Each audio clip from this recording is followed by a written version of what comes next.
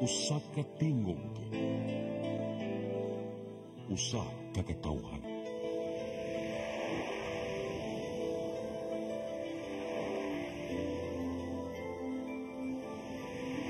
Cebu Catholic Television Network.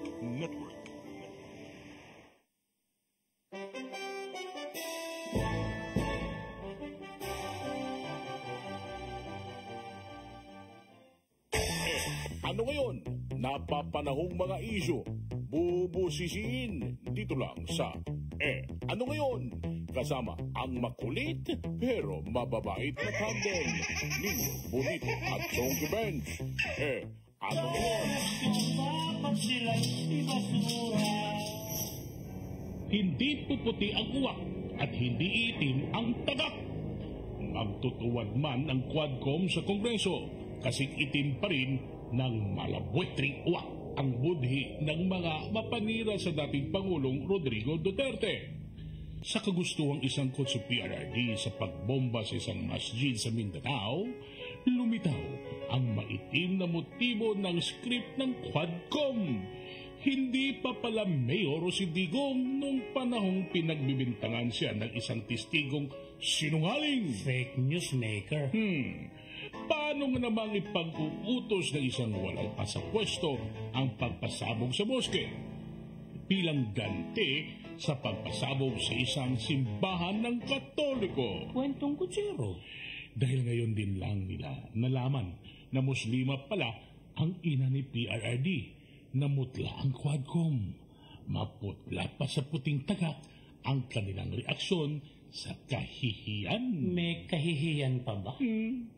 Kung naunawaan nila ang kultura at relihiyong Muslim, alam nila na hindi mo iuutos ang bagay na pipinsala sa sagradong tahanan ng iyong ina. Marunong ba silang umunawa?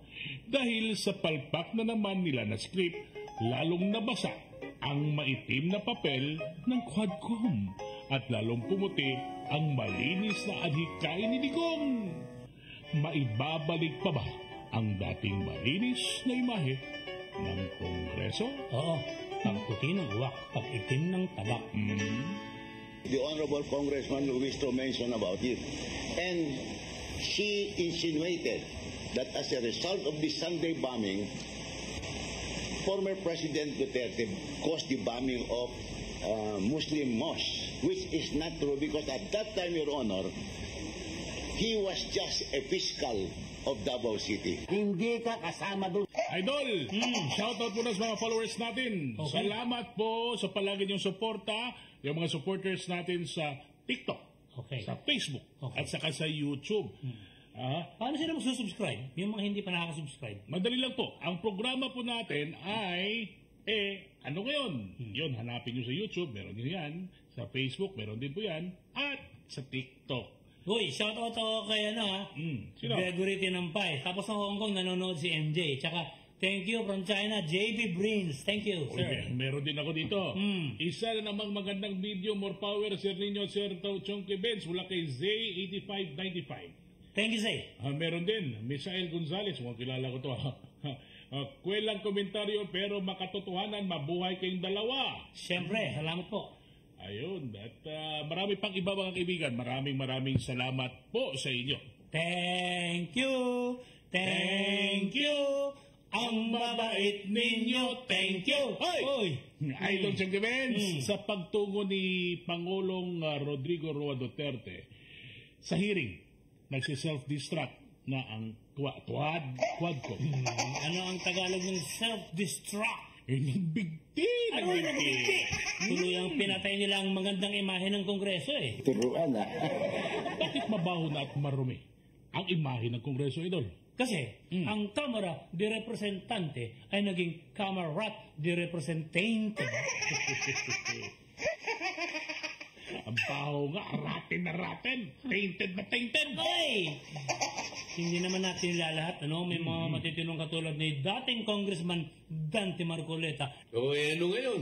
Na magiging senador na, matino siya, no? Oo naman, marami pang iba dyan na matitino pero hindi kumikibo. Paano yung hindi kumikibo kasi, natatakot kasi pag may nagsasalita, no? Tapos nagsasabi ng totoo, pinag-iinitan. tulad nung Representative Drixie ng Duterte yun. Pag doon nanira sa inyo, totodasin ko. Kumpi ka dito. Pagkampi niya kay Duterte, ay yun, kinuyog. Kawawa naman yung bata. Ano tawag sa matinong congressman? Who what? Valuable. Ano ang tawag sa hindi matinong representative? Ano? Viable. Agoy! Ay, ito dito. Hoy. Ang irony sa lahat ng ito, wala pang kaso si PRRD, pinagpipilitan nila na ang extrajudicial killing ay dapat siyang makulong. Pero may mga kaso na ang tatlong tagatahol. Tagatahol. So, kilala ko yun, Idol. Senador Riza Hontiveros. May kaso sa PhilHealth Fund. Usulin natin! Representative Franz Castro. Convicted criminal, child abuser. Galing na sa kilinang si Antonio Trillanes at ngayon ay tiyak na mapipiga sa libel cases na ihahain ni PRRD. Kosa, balik siya na. Nauna! Doon, mayroon siya doon. Doon pwede siya maging mayor. Para i-honor ng bangko yung waiver mo, dapat, sir, ipa-consularize mo. Ibig sabihin, kung yung waiver niyan ay para sa bangko mo sa New Zealand, dalhin mo sa New Zealand yan, ipa-notarize mo doon. In this case, consularize. Ang consul ang magtatatak noon na ito ay totoo, waiver ni Senador Antonio Trillanes para tanggapin ng bangko sa New Zealand. Na itong dokumento na ito ay pinirmahan ni Senador Trillanes dito sa konsulado na ito ay hindi peke. Kung walang ganun, sir, hindi tatanggapin ng bangko yon. Ikaw yung ama ng fake news. A father of all fake news. Bakit kanyo? Sir, rewind tayo nung halalan, alright? Sinabi mo ang Mr. Rodrigo Roa Duterte, ay may bilyon-bilyong account sa BPI. Alright? Ano sabi ng BPI? Wala.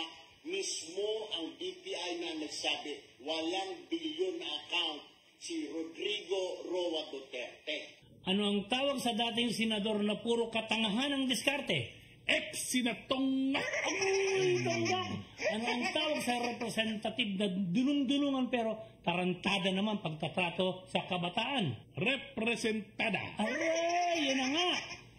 Idol, nung wala pang Quadcom, nagpost si Representative Dan Fernandez bilang suporta kay Digong. Oh? Are you kidding? Ano po?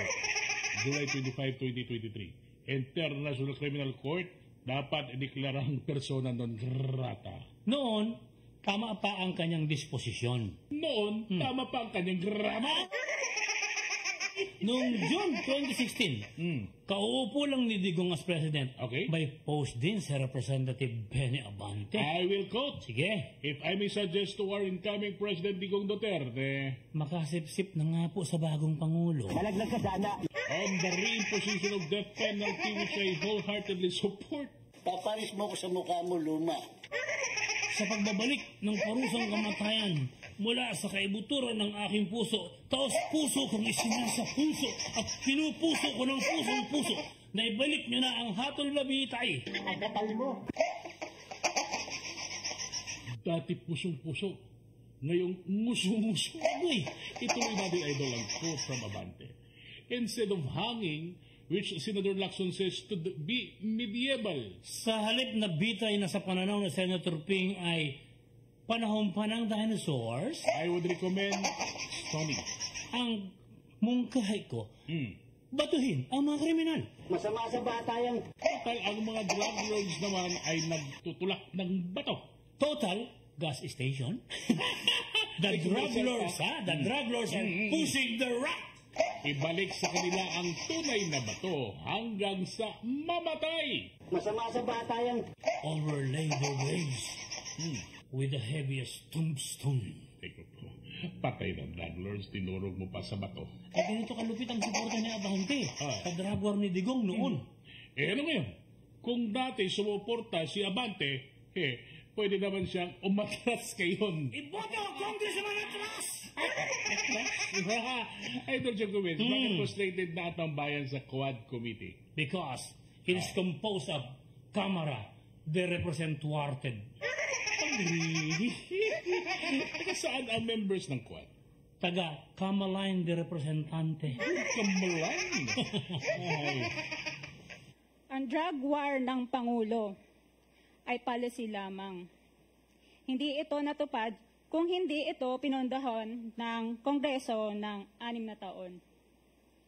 Majority pa nga dito sa mga kinatawan ay naka-Duterte fist pa nung buong 6 na taon eh.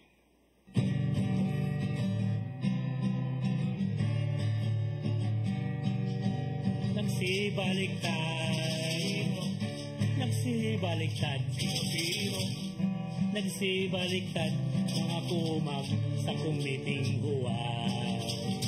Wala kaming oh Merry Christmas, sa tax naming nawawaldas. Ang wish na lang namin sa kwat, tumigil na sa pagdagdag. Nagsipagtuwad, nagsipagtuwad, nagsipagtuwad, mga huwad, pabidakdak. Wala kaming oh Merry Christmas, sa tax naming nawawaldas. Ang wish na lang namin sa kwat, tumigil na sa pagdakdak. Ano ngayon? Kung pabida ang dakdak, ang pera naman, limpak-limpak. Ano ngayon kung may pera? Ang pamilya naman, hiyang-hiya. Ano ngayon? Ano ngayon? Ano ngayon? Napapanahong mga isyu. Bubusisiin dito lang sa Ano Ngayon? Kasama ang makulit pero mababait na tandem Nino Bonito at Chonky Bench. Ano Ngayon? Dapat sila'y ibasura.